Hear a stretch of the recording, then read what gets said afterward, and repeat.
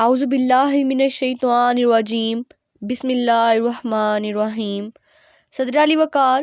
یہ جنت نظیر کشمیر ہے، یہاں پر پھول کھلتے ہیں، میں دیکھتی ہوں کہ آسمانوں پر شفق نے رنگ بکھیرا ہے، یہاں مسکراہٹوں کا بسیرا ہے، منظر بدلتا ہے کہ میں دیکھتی ہوں کہ دوسری جانب میری کشمیر کو سیادوں نے گھیرا ہے، میرا کشمیر بہت اکیلا ہے، کہ یہاں پر ظلم بربریت ہے، کہ یہاں کی درسگاہوں کو مقتل گاہیں بنایا جا رہا ہے۔ میرے کشمیر میں تو ٹھنڈے پانی کی ندیاں بہتی تھیں، اب خون کی نہریں بہتی ہیں۔ میرے سامنے ایک جنازہ ہے اور اس جنازے سے لپٹی اس کی ماں، اس کی بہن، اس کی بیٹی اور اس کی بیوی ہے، جو رو رو کر یہ پکار رہی ہے کہ یا خدا، یا خدا، یہ جنازہ کون اٹھائے گا؟ تو اسی ظلم کی گھٹاؤں سے ایک کرن پھوٹتی ہے کہ نوجوان سبز ہلالی پرچم تھامے لا الہ الا اللہ کی صدائیں بلند کرتے ہیں، کیونکہ ہے یہ ان کا مان، کشمیر بنے گا پاکستان،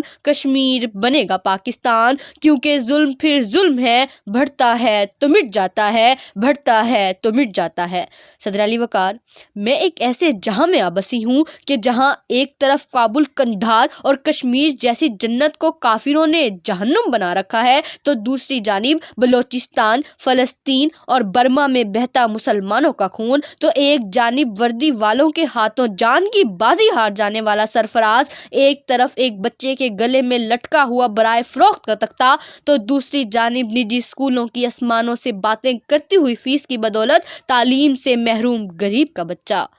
مگر صدر علی وقار، ٹھہریے ٹھہریے، یہ ظلم وہ لاوا ہے جو اپنی حد عبور کر لے تو پھٹ جاتا ہے اور وقت کے فرعونوں کو دبوچ لیتا ہے۔ ارے کہہ دو اس ظلم کو کہ اپنی اوقات میں رہنا سیکھے، نہیں تو سر کاٹ کر اغیار پر ٹنگا دیں گے۔ جو روز دکھائے گا تماشا لہو یہ ظلم، ہم اس کو سرعام موت کے بازار میں بھٹکا دیں گے، کیونکہ ظلم پھر ظلم ہے، بڑھتا ہے تو مٹ جاتا ہے، بڑھتا ہے تو مٹ جاتا ہے۔ صدر علی وقار، دنیا کی کوئی طاقت سچ کو ہمیشہ دبا نہیں سکتی۔ کشمیری عوام کا عزم اس بات کا ثبوت ہے کہ حق کی آواز کو خاموش نہیں کیا جا سکتا۔ جس طرح تاریخ میں بڑے بڑے ظالم انجام کو پہنچے، اسی طرح یہ ظلم بھی ایک دن ختم ہوگا اور آزادی کا سورج ضرور طلوع ہوگا، کیونکہ ہے یہ ہم سب کا مان، کشمیر بنے گا پاکستان، کشمیر بنے گا پاکستان۔